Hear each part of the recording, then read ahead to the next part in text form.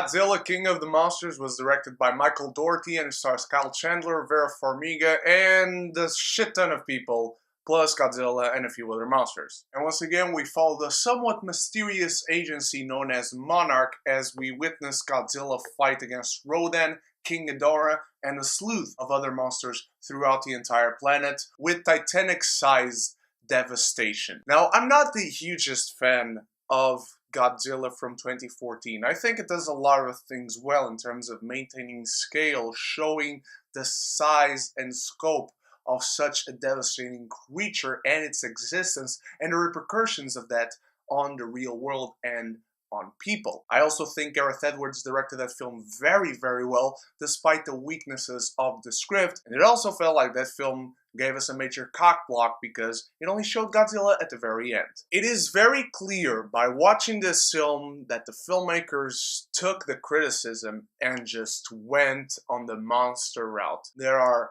tons of glorious sequences with monsters fighting each other.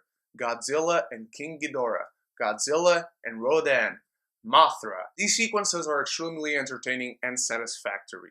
They deliver what a film named Godzilla King of the Monsters should, accompanied by an incredible score composed by Bear McCreary.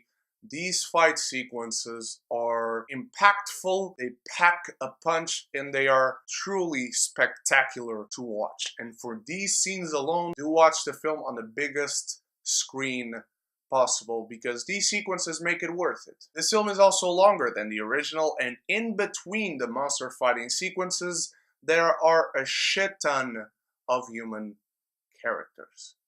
Until the third act, until the last few moments of the film, every scene with humans in it is people doing exposition of some kind. There are literally scenes where people somehow, some way, had PowerPoint presentations ready to showcase what they are talking about.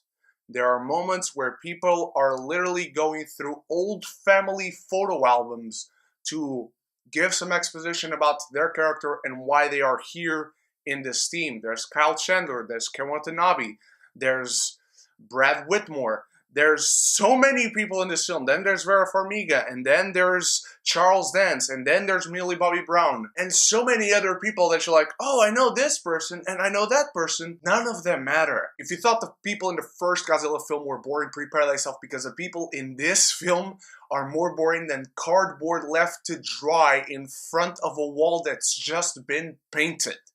My God!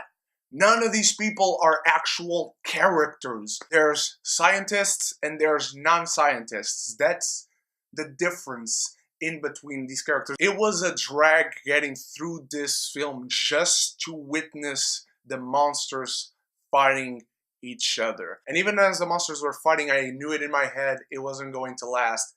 A few moments later, after some kind of monster fight happened, we went back to these humans and we continued with them for most of the film. Honestly, up until the last 40 minutes of the film, and the last 40 minutes truly is what you are going to want to see.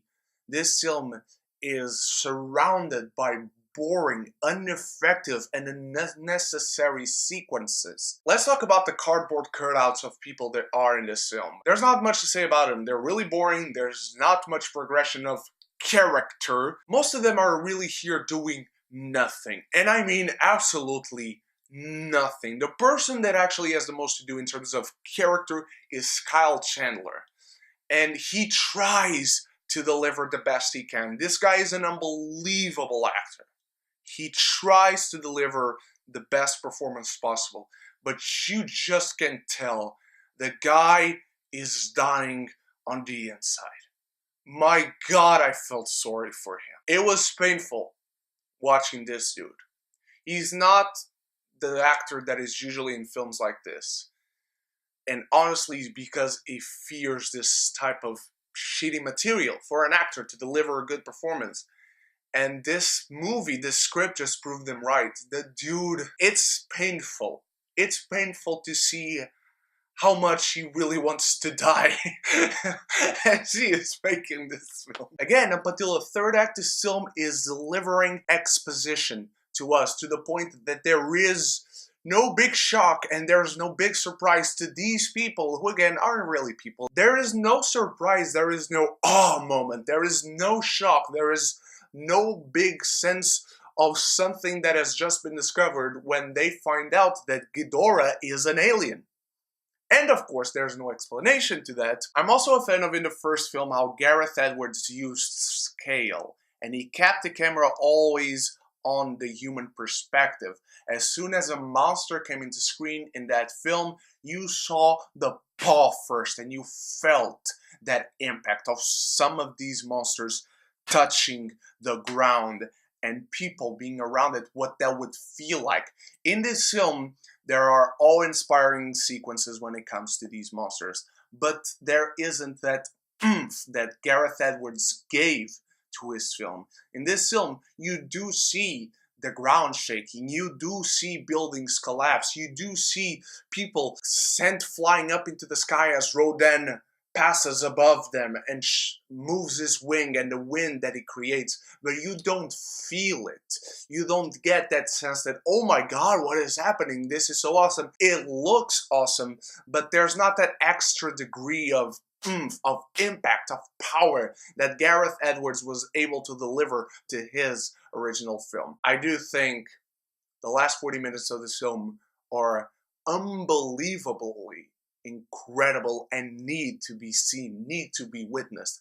I think that is a Godzilla movie, that is a sample of the Godzilla movie that we all want to see. And I hope that that is a Godzilla vs. King Kong film that we have next year, because I was a fan of Kong. That film gave me all the Kong I could possibly want and need. I just think a Godzilla movie should also give you that. If you are a fan of this mythology, of these monsters, of Godzilla especially, of King Ghidorah, there is a lot in here that will satisfy you. Just prepare to be surrounded by things that don't really matter to you, and the filmmakers don't really care to make it matter throughout the film. I'm giving Godzilla King of the Monsters a C-. Guys, what did you think of Godzilla King of the Monsters? Let me know in the comments below, and let me know how you rank this film, the original Godzilla from 2014, and Kong Skull Island. Thank you so much for watching. You guys are the best. I'll see you in my review for Ma, which will be coming out after this one. Thank you so much once again. So until the next video, stay beautiful, stay geeky, and if you haven't done so yet, click the subscribe button, click the bell, so we can be geeky united.